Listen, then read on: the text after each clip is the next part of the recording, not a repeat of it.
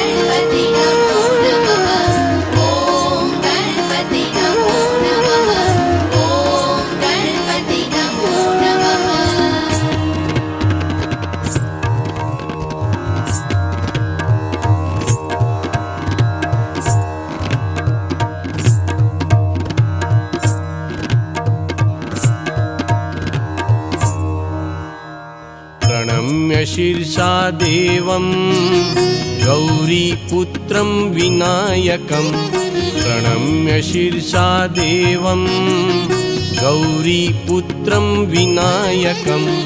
भक्तावासं स्मरे नित्यम् आयुकामार्थसिद्धये। भक्तावासं स्मरे नित्यम् आयुकामार्थसिद्धये।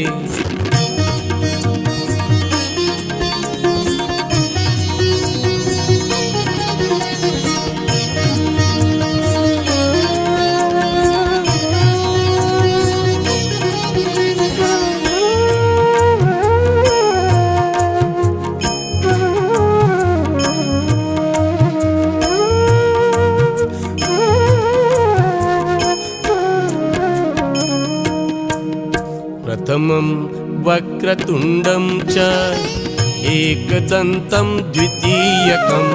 तृतीयं कृष्णपिङ्गाक्षं गजवक्त्रं चतुर्थकम्।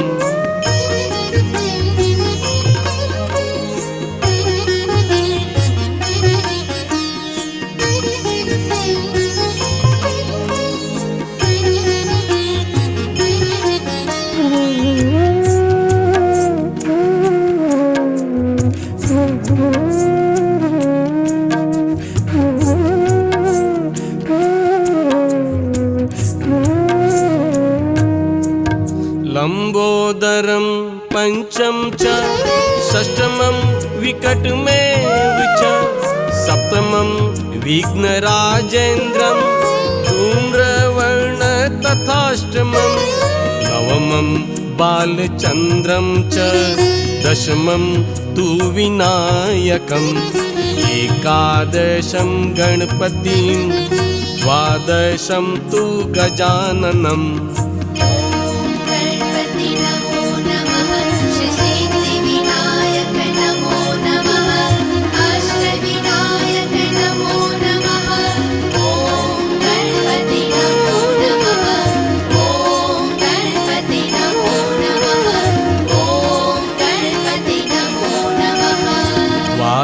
शैतानि नामानि त्रिसन्ध्यं य पठेन्नर।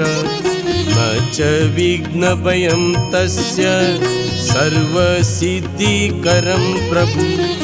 विद्यार्थी लभते विद्यां धनार्थी लभते धनं।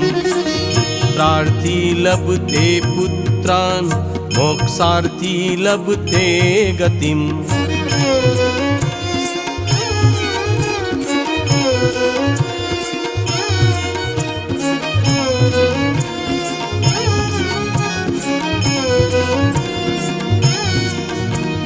जपेद गणपति स्तोत्रम षड्बीमार से ही फलम लभेत।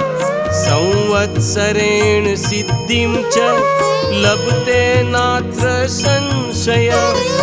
अष्टाभ्यो ब्रह्मणेभ्यश्च लिखित्वा य समर्पयेत् तस्य विद्या भवेत् सर्वा गणेशस्य प्रसादतः गणपति नमो नमः श्रीसिद्धिविनायक नमो नमः अष्टविनायक नमो नमः ॐ गणपति नमो नमः ॐ गणपति नमो नमः ॐ गणपति नमो नमः। इति श्रीनारदपुराणे सङ्कटनाशनं गणेशस्तोत्रं सम्पूर्णम्।